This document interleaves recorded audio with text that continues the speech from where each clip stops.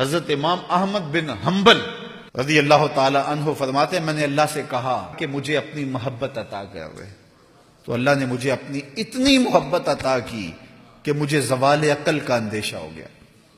پھر میں نے ایک دن کہا مالک مجھے اپنا اب قرب عطا کر دے، تو آواز آئی میرا قرب چاہتے ہو تو پھر قرآن پڑھا کرو۔ تو قرآن انسان کی ضرورت ہے، کیونکہ انسان کی سب سے بڑی ضرورت جو ہے وہ ہدایت ہے۔ ہدایت انسان کی وہ ضرورت ہے جس کو مانگنے کی تلقین کی گئی۔ اللہ سے رزق مانگنا چاہیے، لیکن کوئی نہیں مانگے گا وہ پھر بھی دیتا ہے۔ اللہ تعالیٰ سے دولت مانگنی چاہیے، کوئی نہیں مانگتا پھر بھی دیتا ہے۔ صحت مانگنی چاہیے، کوئی نہیں مانگتا پھر بھی دیتا ہے۔ لیکن ہدایت اتنی اہم ضرورت ہے کہ جسے میسر ہے اسے کہا گیا تو بھی مانگ۔ روزانہ ہر نمازی ہر نماز کی ہر رکعت میں وقالتاً یا اصالتاً پڑھتا ہے اہدنا الصراط المستقیم، یہ روزانہ پڑھتا ہے، اور وہ مصلی پہ کھڑا ہو کے قبلہ رو ہوتا ہے، اور پھر بھی یہ مانگ رہا ہوتا ہے۔ تو مجھے بتاؤ کتنی ضرورت ہے انسان کی ہدایت۔ تو ہدایت انسانی ضرورت ہے، اور ضرورت کے لیے ہمیں محنت کرنی چاہیے، اور محنت کریں گے تو جھولی خالی نہیں جائے گی۔ اور اس کا بہت بڑا منبع اور بہت بڑا سرمایہ اور بہت بڑا چشمہ ہمارے پاس قرآن مجید کی صورت میں موجود ہے۔ میں ایک اور بات کروں، کسی نبی کا کوئی معجزہ اس نبی کی امت کے پاس آج موجود نہیں ہے۔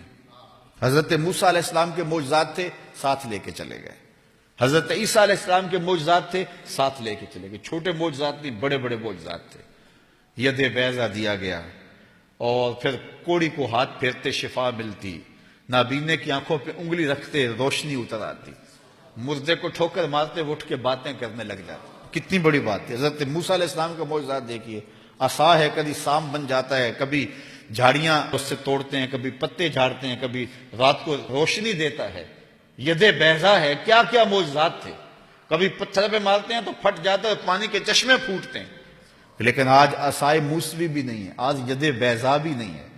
آج جو ہے وہ معجزات نبیوں کے ان کی امتوں کے پاس نہیں ہیں، اور میرے نبی علیہ السلام کا سب سے بڑا معجزہ قرآن آج بھی اصلی صورت میں ہمارے پاس موجود ہے۔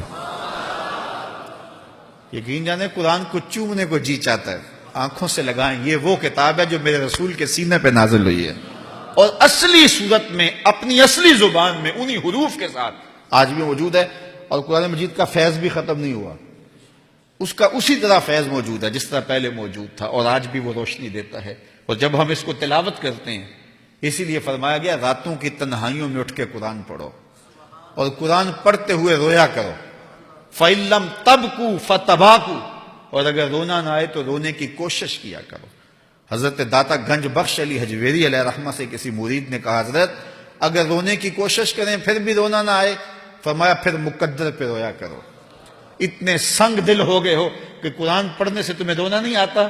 کتنی وہ بابرکت کتاب جو رب کی منزل ہے، جس کو جبریل لے کے آئے ہیں، جو رسول اللہ کے سینے پہ نازل ہوئی ہے، اور کتاب وہ ہے، قرآن کہتا ہے اگر پتھروں پہ نازل ہوتی تو وہ ریزہ ریزہ ہو جاتے۔ یہ رسول اللہ کا سینہ تھا جس نے اس کتاب کو سہار لیا۔ اور ایک حدیث میں نے پڑھی، اور جب میں نے زندگی میں پہلی مرتبہ پڑھی تھی تو دیر تک اس کا نشہ نہیں اترا تھا، شاید جو پہلی مرتبہ سنے اس کو وہ حظ محسوس ہو۔ فرمایا قرآن اللہ کی وہ لٹکتی ہوئی رسی ہے جس کا ایک سرا تمہارے ہاتھ میں ہے، دوسرا سرا تمہارے رب کے ہاتھ میں ہے۔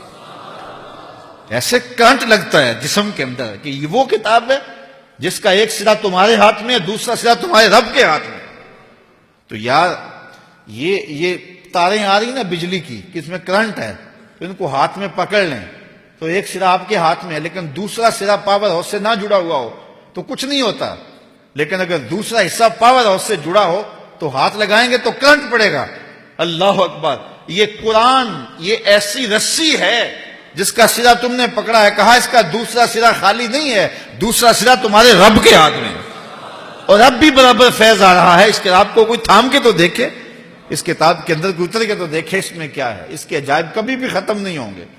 حضرت مولا کائنات سید علی المرتضی رضی اللہ تعالیٰ عنہ نے جب حضور سے پوچھا کہ حضور پھر اس دور میں بچنے کی صورت کیا، تو فرمایا اللہ کی کتاب، اور آگے حضور نے ایک لفظ ارشاد فرمایا، فرمایا یہ وہ کتاب ہے جس کے عجائب کبھی بھی ختم نہیں ہوں گے، یہ کتاب کبھی بھی ختم اس کے عجائب اور اس کی روشنیاں اور اس کے دامن سے پھوٹتی ضیائیں، اجالے کبھی بھی ختم نہیں ہوں گے، اور یہ ہمیشہ انسانی زندگی میں چراغاں کرتا رہے گا۔